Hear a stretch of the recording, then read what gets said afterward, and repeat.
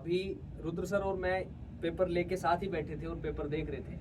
तो जिस हिसाब से हमने तैयारी की थी, जिस हिसाब से हमने आपको बताया था, और इवन लास्ट में 3-4 दिन के लगभग सर जो मैराथन ली थी, उसमें से लगभग हम अभी अंदाजन लगा रहे थे कि हरियाणा जीके हो गया, तो हरियाणा जीके के लगभग 7-8 सवाल हैं जो लास्ट 3 क्लासेस से आए हैं, और साइंस के क्वेश्चन हैं जो लास्ट के मैराथन से आए हैं, करंट अफेयर के क्वेश्चन हैं। तो मतलब 40 के समथिंग जो सवाल हैं जो अगर लास्ट के आपने 3-4 दिन तक हमने देखा होगा, सुना होगा, तो वहीं से आए हुए हैं। बाकी हम कंटिन्यू लगातार 2.5 महीने से आप लोगों के साथ डेडिकेटेडली लगे हुए थे।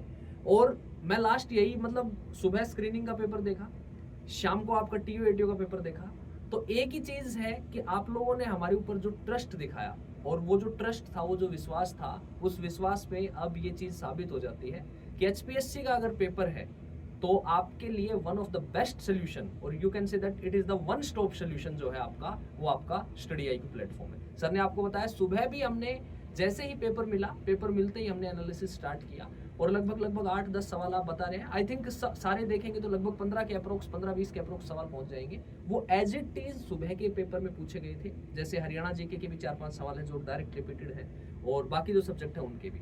तो अभी आप देखो कि पेपर जो है वो आसान नहीं है। पेपर जो है वो हम ये नहीं कह सकते कि इजी है, ये इजी टू मॉडरेट है। बिकॉज कारण क्या है कि वो अब पेपर हमें दिखता है ना तो लगता है आसान है।